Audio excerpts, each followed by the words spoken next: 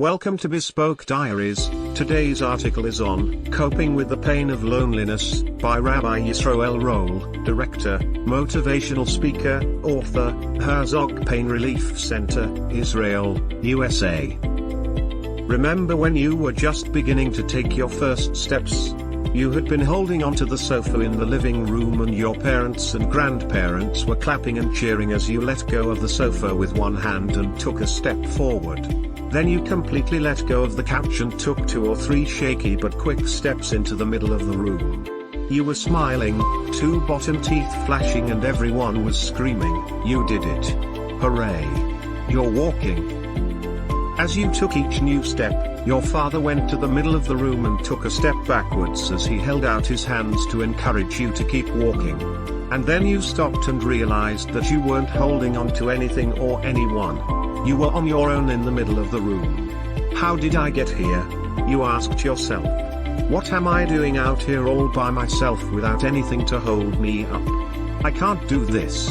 And you sat down on the floor in a flood of tears as your mother rushed over and scooped you up. Standing in the middle of the room on your own was a crucial moment of self-awareness that you were independent. You were no longer holding onto the couch or onto mommy's apron strings. It was just you and the world. That was the first fleeting moment that you subconsciously realized that you were a person, a self in your own right. And what is the natural reaction to this realization of a personal identity? Absolute terror. So you sat down. That feeling is one of fear of your own identity, of being alone within your own self. This realization is ingrained as part of the human condition. It is an existential feeling of being alone on your own in the big living room called the world. This realization can give rise to your feeling alienated, isolated and lonely. And it is natural.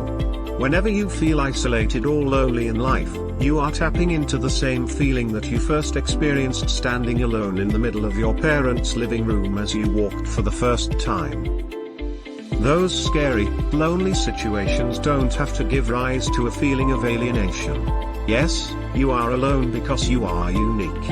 No one else in the entire universe has your personality, your unique DNA, your upbringing, your environment and your unique mix of abilities and weaknesses. Now you can say to yourself, I am different and therefore, I am lonely, or I am different and therefore I am unique and special. In order to play your unique role in the world, you have to be alone. But this does not mean that you have to be lonely. This awareness of your unique self can be a motivator. It can challenge you with the realization that your unique characteristics empower you to perform a unique job that only you can perform. You have been handpicked for your unique destiny. When you look at your existential self in this light, you can turn the liability of being lonely into the asset of being alone and unique in the world. Instead of living in dread of your loneliness, you can revel in your aloneness. It is only when you are alone that you can truly fulfill your potential. The Jerusalem Talmud, Sanhedrin 4, asks why God created the first man, Adam, alone. It explains that Adam was created alone so that each and every person who was born could relate and identify with his singularity and aloneness and say, I am like Adam. In creating Adam alone, God challenges us to become aware of our separate and unique identities and to get to know ourselves so that we can successfully relate to others. We have to become self-aware, we must learn to relate to ourselves. Before Eve married Adam, she was an individual in her own right. We need to become aware of our individuality before we enter into a healthy, giving relationship. This is the meaning of Hillel's famous saying in the Ethics of the Fathers, if I am not for myself, who will be for me? 1-4.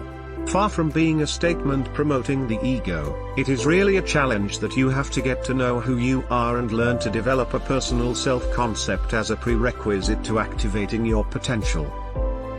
Thank you for your time. Don't forget to like, subscribe and share. Do leave your thoughts in the comments section below.